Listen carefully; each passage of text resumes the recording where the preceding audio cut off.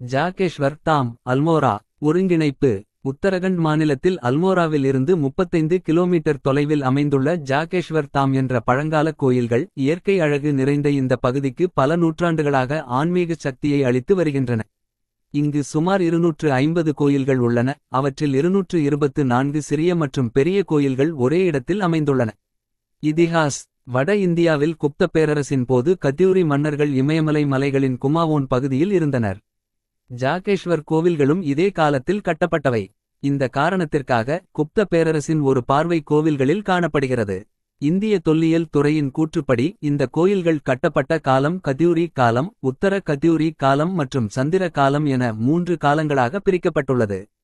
குமாவோனின் இந்த துணிச்சலான மன்னர்கள் பனிப்பிரதேசத்தில் குடியேறி தங்களின் தனித்துவமான படைப்புகளால் 400க்கும் மேற்பட்ட கோவில்களை கட்டியுள்ளனர். இது ஒரு அடர்ந்த தேவதாரு காடுகளுக்கு நடுவில் அமைந்துள்ளது.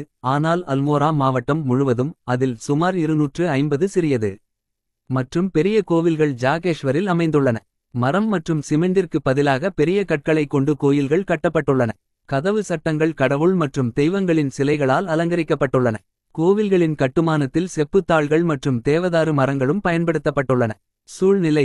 ஜாகேஷ்வர் புராணங்களில் ஹட்கேஷ்வர் என்றும் நில வருவாய் கணக்குகளில் பட்டி பருன் என்றும் அழைக்கப்படுகிறார். கடல் மட்டத்திலிருந்து சுமார் 6200 அடி உயரத்தில் புனித ஜடகங்கா நதிக்கரையில் அமைந்துள்ள புனித ஜாகேஷ்வரின் இயற்கை அழகு ஒப்பற்றது. இயற்கை அதன் விலைமதிப்பற்ற பொக்கிஷங்களை கொண்ட இந்த இடத்தை அழகுபடுத்தியுள்ளது.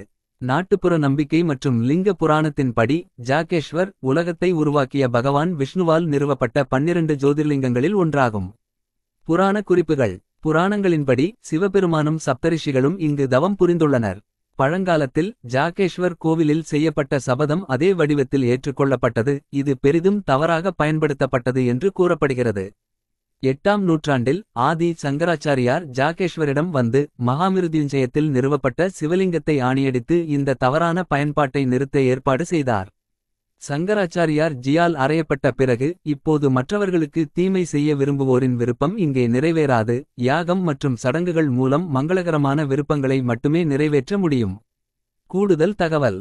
ஜகேஷ்வர் தாம் கோயில்களின் கட்டிடக்கலை மற்றும் கட்டிடக்கலை தனித்துவமானது. ஒவ்வொரு கோவிலுக்கும் ஒவ்வொரு தனிச்சிறப்பு உள்ளது மற்றும் வெவ்வேறு கடவுள் மற்றும் தெய்வங்களுக்கு அர்ப்பணிக்கப்பட்டுள்ளது. இந்த இடம் ஒவ்வொரு ஆண்டும் ஆயிரக்கணக்கான பக்தர்கள் மற்றும் சுற்றுலா பயணிகளை ஈர்க்கிறது. அவர்கள் அமைதி மற்றும் இயற்கை அழகை அனுபவிக்க இங்கு வருகிறார்கள்.